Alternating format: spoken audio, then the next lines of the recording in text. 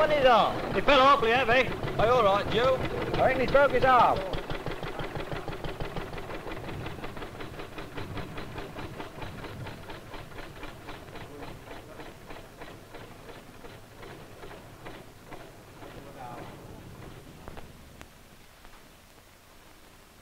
I'm afraid you're going to have to lay up for a while, Joe. But don't worry, Mr. Davis will keep the job open for you. And you make sure he doesn't worry, Mrs. Green. Keep him quiet and give him plenty to eat. We're just going along, Doctor, to see how he's getting on. It'll be a month or two, I'm afraid, Davis. You'll see that he knows how to apply for compensation, I suppose. We'll see he doesn't go short. You'll get him back as quick as possible. One man meeting means a lot of extra work. I'm sure he does. Well, I can count on you. Goodbye, Davis. Goodbye.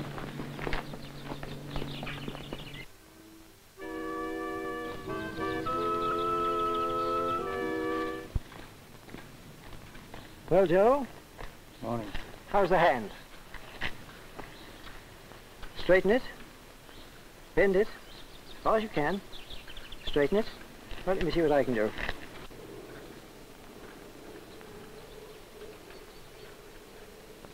It's got very stiff, Joe. I want you to use these fingers as much as you possibly can. When you're doing this sort of job, for instance. Well, goodbye, Joe. I'll drop in again next week when I get back from town. Good day, Doctor.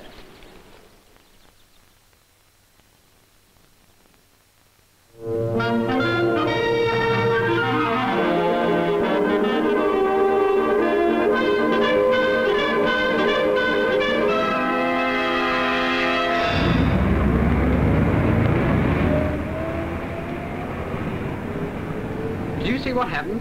He walked straight in front without looking. Got in, tried to stop. How? Looks as if his leg's broken.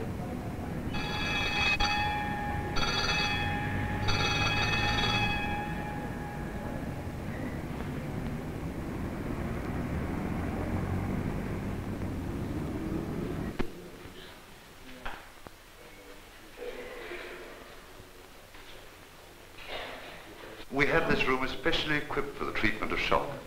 Everything is kept ready so that it can go into action at a moment's notice. The first thing is to abolish pain, so we give him an injection of morphia. The second is to get the patient really warm. We use radiant heat or an electric blanket.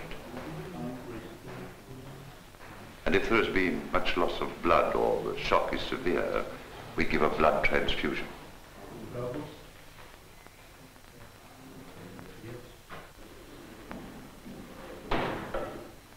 Nurse? When reducing the fracture, we give a spinal injection. The patient is quite conscious, but feels no pain. For a fracture of this kind, we use Kirshner's method. A steel wire is driven through the heel bone. The two parts are drawn together. X-ray photographs are taken, of course, both before and after setting. We can see the photographs within a minute or two. When we know the broken bones are nicely set, we immobilize the leg in a plaster cast. Plaster is molded to the shape of the leg and keeps the fracture absolutely still, so that the bones can mend as quickly as possible. Of course, while patients are in bed after an operation, the joints get stiff and the muscles tend to waste away if they're not being used. That can't be helped. But when they come out of plaster, we get to work on them with massage and a special electric treatment called Faradism. You must be getting marvelous results from all that up-to-date equipment. But tell me, how long before that man with a broken leg can be back in work? Well, of course, the bones unite in 10 or 12 weeks. I know that. But how long before he can be back on his job? To tell you the truth, I don't know. As surgeons, we reckon our job is to mend broken bones, not to keep statistics as to when patients will return to employment. He'll go on attending as an outpatient for some time, of course. Other people have statistics proving that though the bones unite in 12 weeks, the man may be unable to return to work for 12 months. This is my colleague, Mr. Thomas. He wants us to start what he calls a rehabilitation service for accident cases. Off work for 12 months? Why, I get as good results myself. You see, that's what I've been saying all along. Up-to-date equipment alone gets you no further. Yes, but why not? We do our best. I think I can tell you why not. The patient comes to hospital in an ambulance. We abolish shock, we abolish pain. What about fear? Fear of being crippled, fear of losing one's job. What do we do about that? Nothing. We've done away with splints and used plaster instead. When we get the patient out of plaster, we try to restore the use of his muscles by giving him massage and electric treatment. What do we make him do for himself? Nothing. When he leaves the hospital and becomes an outpatient, he is still not cured. He goes on coming to the hospital twice a week for massage and once a month to see the doctor. Do you know what he does with the rest of his time? He does nothing. Think of your outpatient sitting at home in the back street of a city. He has to convalesce for weeks and months. Do you know what he has to live on while he's convalescing? Damn little, and most of that is taken up with rent. He probably doesn't know how to use his leisure actively like the man in the country.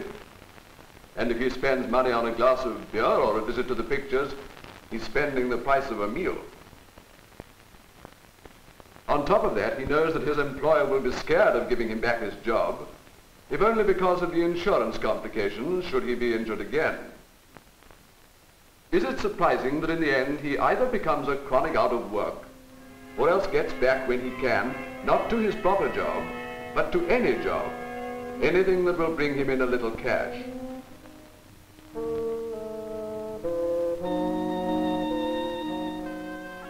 Do you expect this man to get well, to take up his work again as if nothing had happened?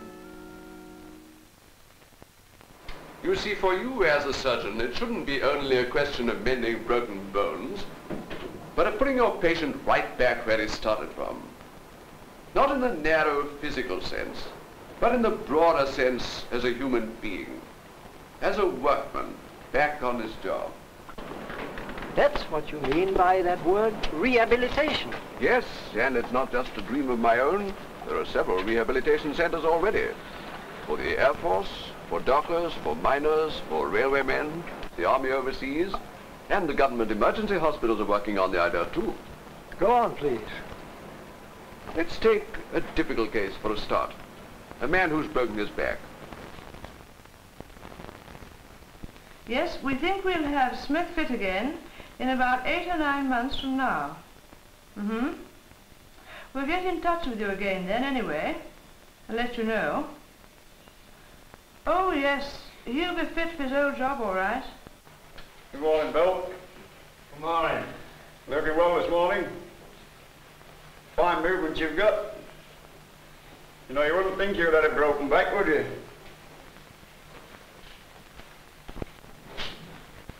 Good morning, Eric.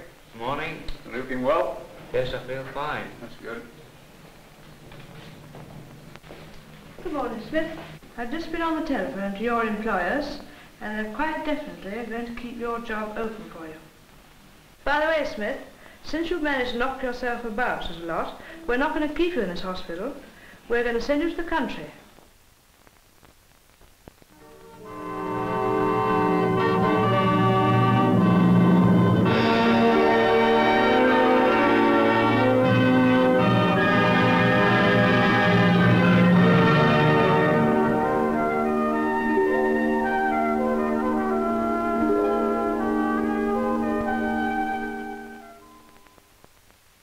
Games are important because they're exciting, and so the body gets exercised and the injury is forgotten. But the key to the whole thing seems to be the gymnasium. Remember, in the hospital, directly the damaged bones had been set and immobilized, the patient had to work to keep his muscles in order, even while he was still in bed. The gymnasium carries on the idea. There are 2 jobs to be done. First, the whole body of the patient must be kept fit. Secondly, there must be special exercises for the injured part. Take the man with the broken back. After the general exercises with everyone else, he breaks off to do his special exercises.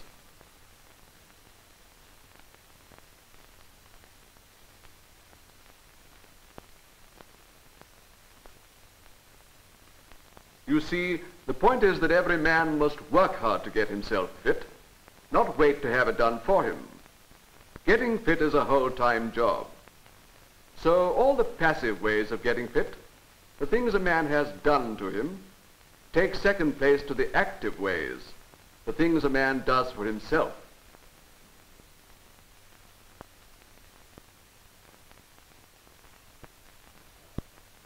Yet that's not quite right. Put it this way. The surgeon in charge is like the conductor of an orchestra. He has a lot of instruments to play with, and it's his business to see that they all harmonize and work in together. Each individual case calls for a different tune, and mostly it's the active work that needs to dominate. These men are all recovering from broken backs.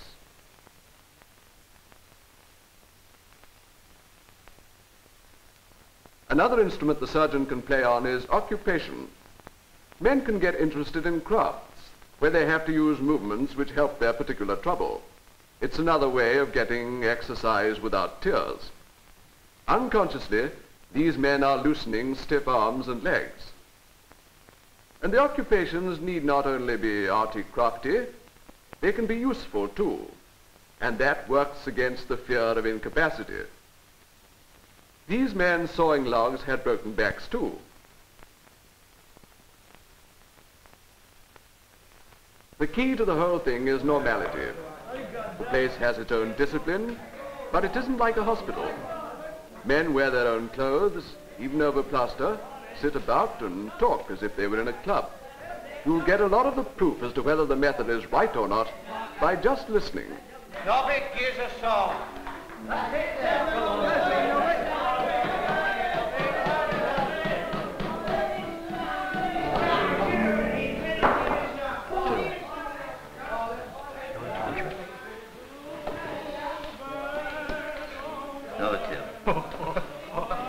Here, look at this. What's this? Now stand it around and play.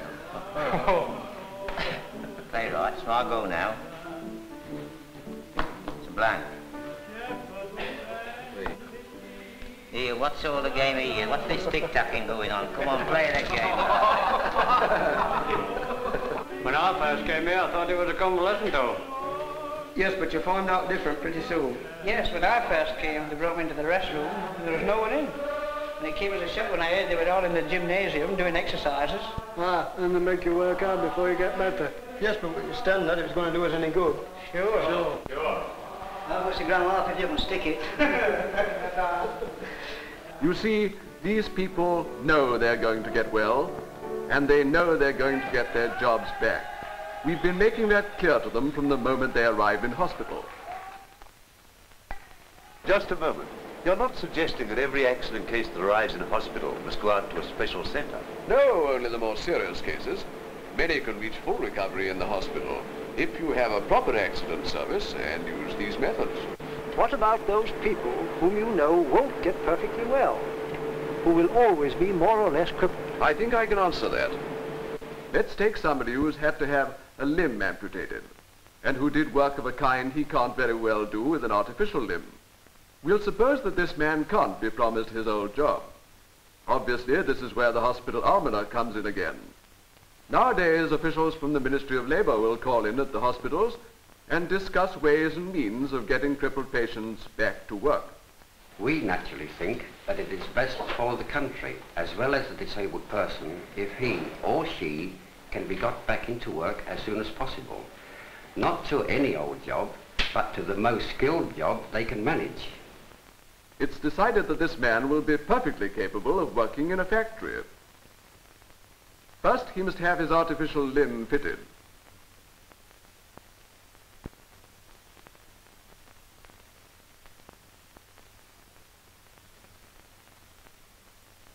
After this, he goes into a workshop and is shown the kind of tools he's going to be able to use.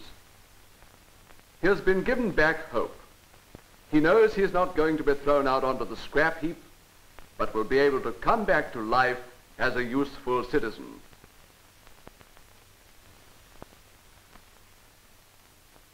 While learning to use his new arm, he learns a new job. He has chosen electric welding.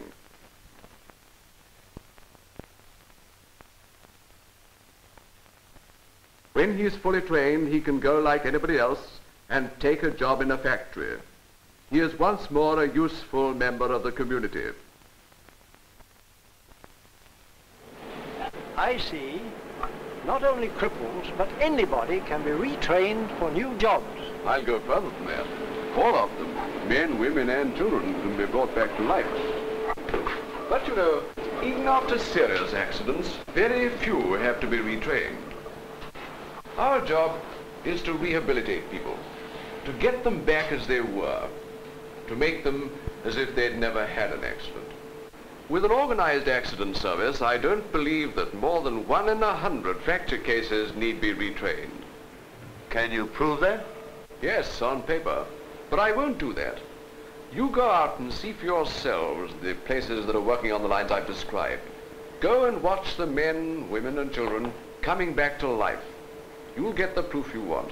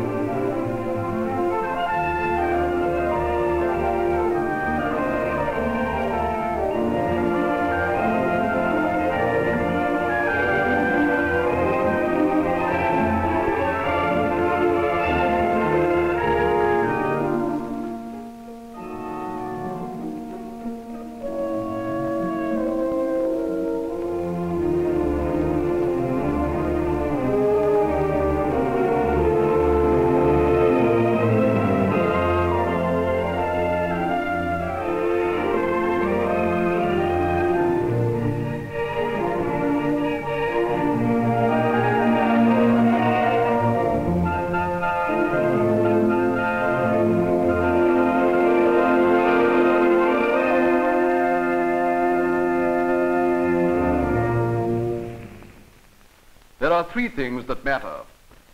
Good starting, which depends on the skill of the surgeon and on never letting the patient get worried. Good finishing, which depends on the patient who must work hard for recovery.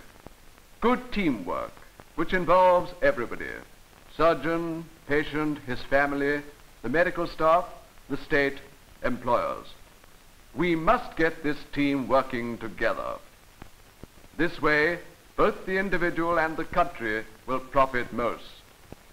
This way, life begins again.